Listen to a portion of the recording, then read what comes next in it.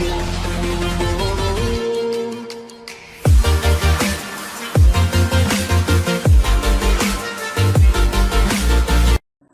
वालेकुम दोस्तों, मैं हूं मोहम्मद शफीक और आप चैनल देख रहे हैं उर्दू डिस्कवरी 5। आज हम बात करने वाले हैं वॉच के बारे में। लेकिन इससे कबल नया आने वाले साथियों से गुजारिश है, अगर आप मेरे चैनल पर नहीं हो तो प्लीज़ सब्सक्राइब कर दें और साथ लगे बेल आइकन को दबा ताकि मेरी हर नई वीडियो आप तक जल्दी से जल्द पहुँच सके। मेरे सेकंड चैनल टेक्निकल का लिंक डिस्क्रिप्शन में, वहाँ जाकर उसको ज़रूर सब्सक्राइब कर दें। और अगर हम वॉच के बारे हमारे रोज़मर्रा ज़िंदगी में दूसरों से मुलाकातें और कहीं जाने पर मबनी है, और इस सारे अमल में वक्त का अमल दखल बहुत ज़्यादा ज़रूरी है। हमारी ज़िंदगी और सिर्फ घड़ी की वजह से ही मुनज़्ज़म होती हैं। वक्त का हिसाब रखने वाले आले का इब्तदाई कोई दौर तयशुदा नहीं, ताहम ये तस्लीम किया जाता है कि हज़ारों साल कबल मशरक़ी वस्ती और शुमाली अफ्रीका में इब्तदाई तहज़ीबों ने इस वक्त का हिसाब रखना शुरू किया।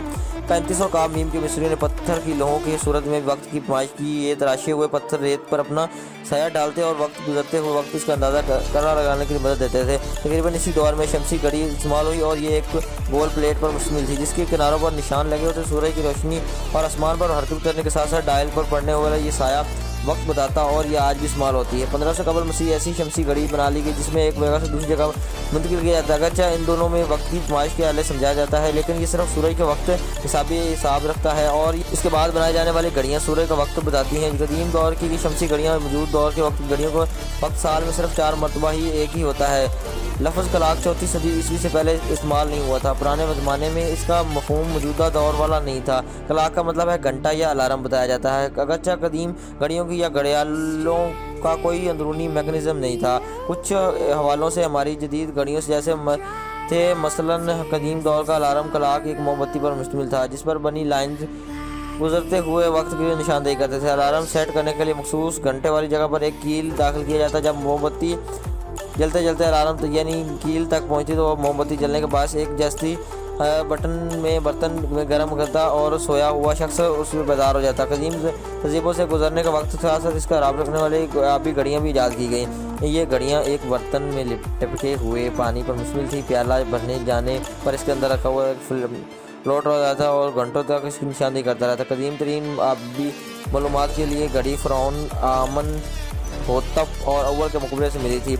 टिक टाक वाली घड़ियाँ 1285 से पहले नहीं मिलती थी। इस निज़ाम में गैर सिलसिला तार मसावी झटकों के साथ साथ आगे बढ़ती हर घंटे के बाद आवाज़ देने वाली अवामी घड़ी तकरीबन 1335 में मिलाने में लगाई गई।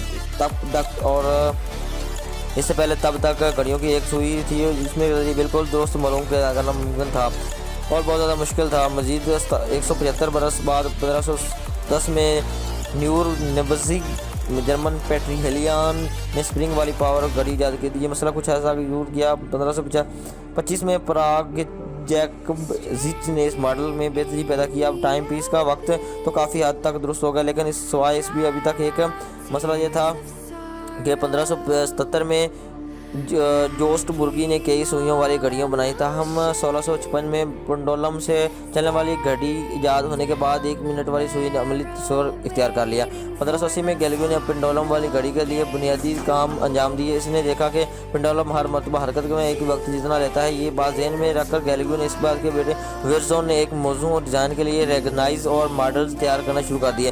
बाद में अंजाम काम पहुँचते ही गैलीलियो बीमार हुआ और मर गया था। हम बेटे ने अपने बाप का काम ज़ाया न जाने दिया और 1649 में एक कारआमद मॉडल तैयार कर लिया।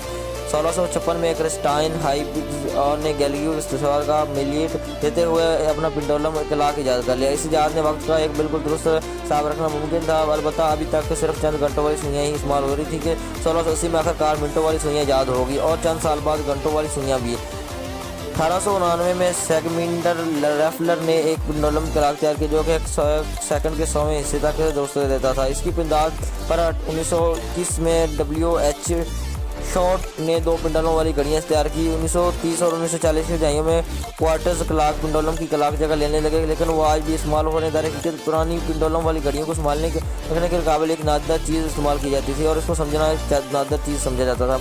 अगरचा कल क्वार्टर्स कलाक बहुत बड़ी तादाद में बन रहे हैं, मगर एटमी कलाक इनकी निस्बत कहीं बहुत ज़्यादा है। आजकल घड़ियाँ हमारे हाथों में हैं और मोबाइल फ़ोन की घड़ियाँ काफ़ी जदीद टेक्नोलॉजी जैसे जैसे ये हमारे ये दौर टेक्नोलॉजी की तरफ जा रहा है वैसे वैसे ही हमारी नई नई चीज़ें दरियाफ्त हो रही हैं। उम्मीद करता हूँ ये वीडियो आपको पसंद आई होगी। अगर पसंद आई है तो उसको लाइक कर दें और दोस्तों के साथ शेयर कर दें तो अगर चैनल आपने पहले से नहीं किया हो सब्सक्राइब तो सब्सक्राइब कर दें। मेरे दूसरे चैनल का लिंक डिस्क्रिप्शन में, उसको भी सब्सक्राइब कर दें। तो मिलते हैं नेक्स्ट वीडियो में, तब तक के लिए अल्लाह हाफिज़।